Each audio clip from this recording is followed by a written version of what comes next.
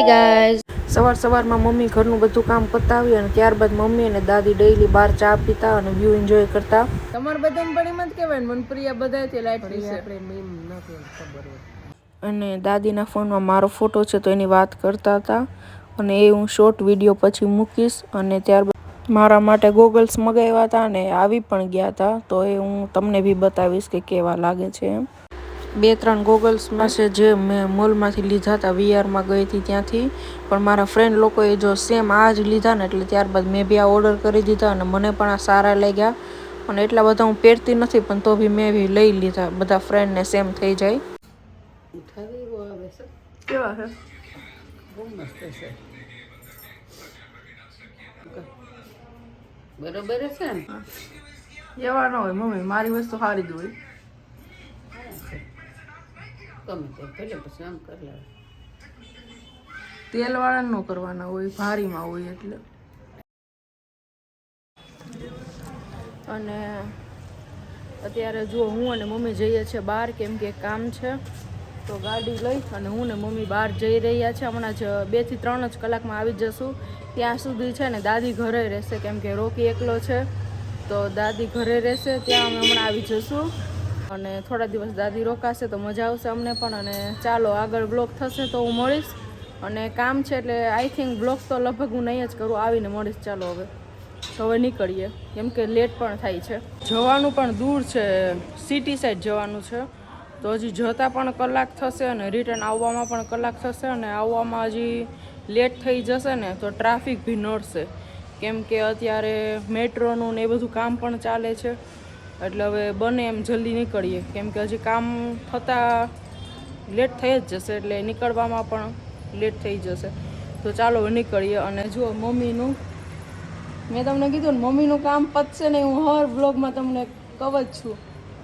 એટલે મમ્મી એનું કામ કરે છે અને હું હવે ગાડી ચાલુ કરું અને ત્યારબાદ હવે અમે નીકળીએ, જલ્દી નીકળીએ, પહોંચીએ ત્યાં, કામ પતાવીએ અને રિટર્ન પાછા ઘરે આવીએ, કેમ કે દાદી પણ એકલા છે અને રોકી પણ છે.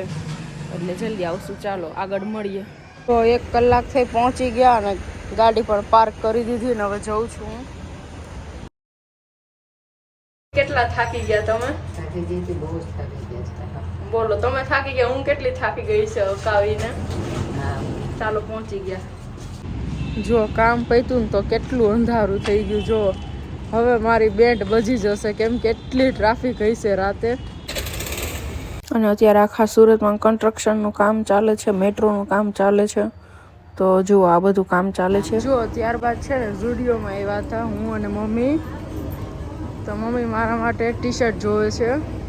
હજી મારે તમને લોકોને એક વ્લોગમાં ઓલા 7 ટી શર્ટ લીધા ને બતાવવાના તો બાકી છે. અને અહીંયા મમ્મી હજી મારા માટે ટી શર્ટ જોવે છે. મમ્મી હોય તો મારા જેવી. તો જુઓ, એક તો એને મારા માટે પાસ કર્યું છે, બહુ સરસનું છે જુઓ. અને હજી જોવે છે. તો 8 તો થઈ ગયા. ના આ બધું આવ્યું ને તો મને છે ને જાનુ યાદ આવી ગઈ, કેમ કે જાનવી મુંબઈથી આવે ને તો આ જાનવી આ બધું લે. એટલે જાનવીના વિડીયો મોકલીશું. જાનવી, તારે કંઈ લેવું છે તો મને કહેજે, કયું તારે શેડ લેવો છે. તો મુંબઈ આવવાની છું ને તો તારા માટે એ લેતી આવીશ, જોઈ લે. અને આ એરિયો છે ને એ કુંજલનો ફેવરેટ એરિયો છે, કેમ કે કુંજલ અહીંયા હચવાય. વિડીયો મેં મૂકેલો છે. ચાલો હવે ઘરે જઈએ. અને જો થોડી ટ્રાફિક પણ થવા લાગી, પણ હવે તો ઘર નજીક જ છે. ચાલ મમ્મી, ચાવી લાવ. હવે ઘરે જ જઈએ છે. અને જુઓ ઝુડિયોમાં આવ્યા હતા તે, આ તો ઘરના નજીક જ છે. આ તો બીજું ઘર જ છે, અહીંયા તો આવક જાવક થતી જ હોય. રનિંગમાં જે ટોપ નાઇટ વેરમાં પહેરવાના હોય ને તે તો હું અહીંયાથી જ લેતી હોય. પણ જે બીજા ટોપ લઉં ને એ તો બધા સિટીમાંથી લઉં છું. તો ત્યાં બધા, અચ્છા ચાવી ચાલો મારા પાસેથી નીકળી. મારા કામકાજ જોવો આવા જ હોય. ફાઇનલી ઘરે પહોંચ્યા અને થાકી ગયા. ચાવી જ લીધી, ચાવી નથી લીધી. હાલો, માનસિક સંતુલન હલી ગયું મારું.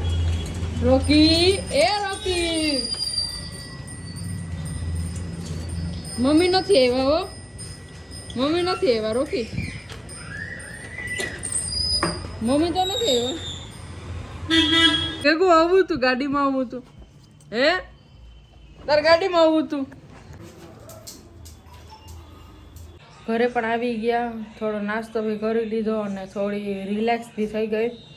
અને હવે હું છે ને થોડા બ્લોગ એડિટ કરવા માંડું. થોડું શું કહેવાય, આ મમ્મી છે ને સાંભળે છે ને એટલે અવાજને લીધે મને ડિસ્ટર્બ થાય છે.